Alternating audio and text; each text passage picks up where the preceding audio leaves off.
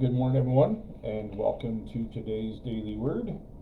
That you could join me for our time together as we are at Thanksgiving Eve. and our time together this morning, just a reminder, two things. Tonight at 7 o'clock at the church is our Thanksgiving Eve service, and you're invited to come join us at 7 o'clock. We're going to share scripture and some song, and I'm gonna use Deuteronomy 26 tonight to talk about how all of our lives are a story and how that story is lived out with God and how God moves and shapes us. I'm going to talk a bit about that tonight. It won't last as long as a normal service, so come and join us at 7 o'clock tonight, and then again, of course, on Sunday morning at 10:15. It's the first Sunday in Advent. We are going to light our Advent candle of hope, and we're going to share in the sacrament of communion on this first Sunday of Advent. So join me for that. And the third thing, there will not be a daily word again until Monday. I'm going to take a break tomorrow and Friday, but we will gather again in this setting on Monday morning at 10 o'clock. So join me then. So today is daily word number 631. But you could join me. Thanks for carving out time as always to be with me as we share in conversation together and how Scripture speaks to us and what it means for us and how it affects our lives.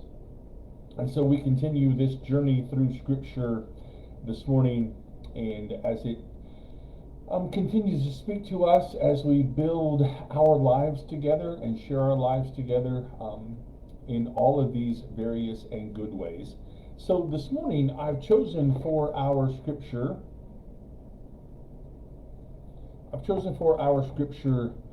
one verse from the book of Isaiah, chapter 30, verse 21. And these are powerful words that I find just striking for us as we begin, as we celebrate Thanksgiving, but we begin this journey through Advent. And you know, Advent is a series of Sundays that build on each other and help us to arrive fully prepared, hopefully, on Christmas Eve when we light the Christ candle. And so we hear these words from Isaiah 30, verse 21. Your ears will hear a word behind you. This is the way, walk in it, whenever you turn to the right or to the left. When I read this early this morning, as I was getting prepared for the day, and I got to thinking about what this meant. I read it quick and didn't think much about it. Thought, yeah, that'd be really good. But then I read it again and pondered what these words mean. Your ears will hear a word behind you. This is the way. Walk in it. So, you know, we have this perspective in life most of the time, probably, and you know, me included, we live our lives and we walk through our journey in life, and usually our primary purpose, often walking through life, is that we would avoid pain. You know, we want to go through life and make it as easy as possible.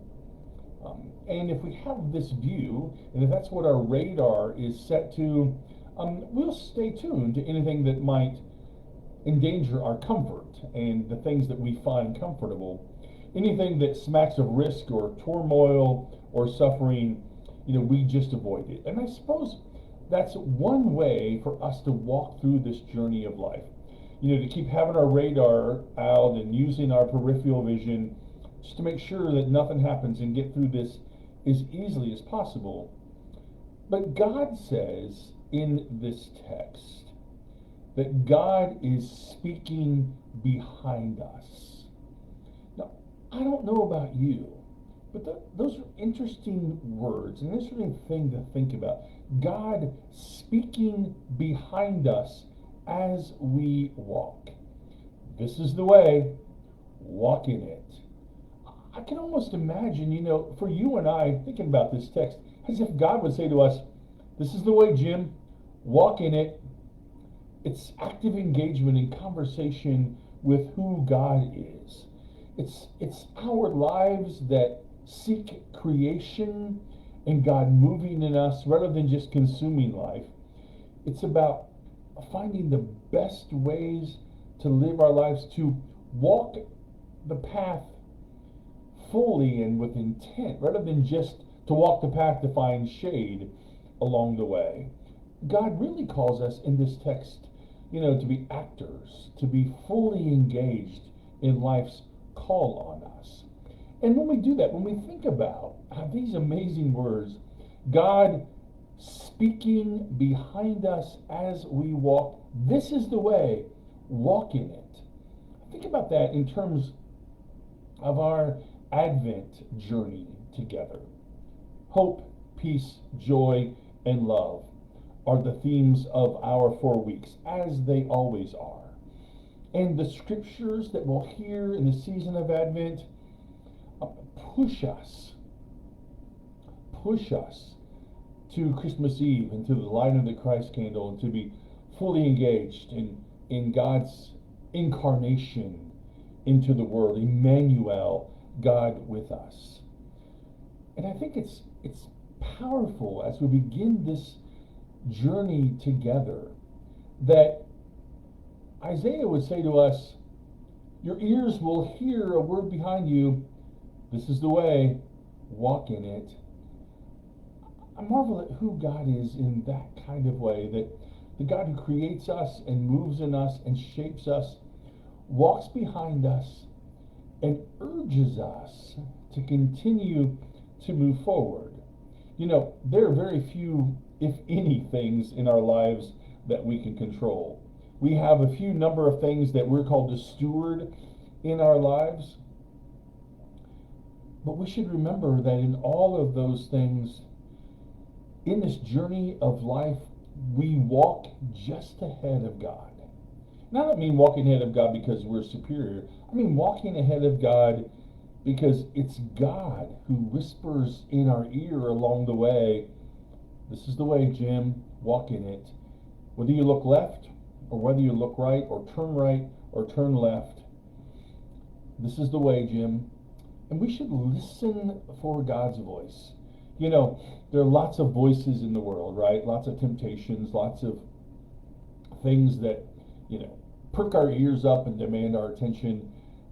But then I think for us, in this season of Advent especially, this is what the scripture challenges for me and hopefully challenges you too, that in this journey through Advent, that we'll walk through it fully engaged in the scripture, fully engaged in all the Advent songs. I love Advent hymns. I think they're calling us.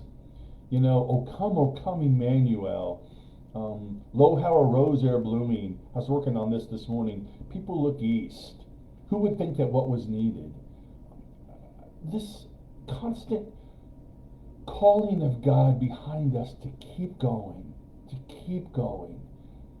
In all of our gatherings, in all of our family gatherings, and all the things that we'll share, even in all of that, it's God saying, keep going. I'm with you. This is the way. Walk in it. And I don't know about you, but for me in my life, I need that assurance. I sometimes like to get really far ahead and think, I'm sure I'm not the only one, but I get far ahead and think I'm just the superior one in all of this. I needed this reminder that it's God right behind me, saying, Jim, this is the way, walk in it. And I pray that that would be a good word for us as we begin our Lenten journey together on Sunday.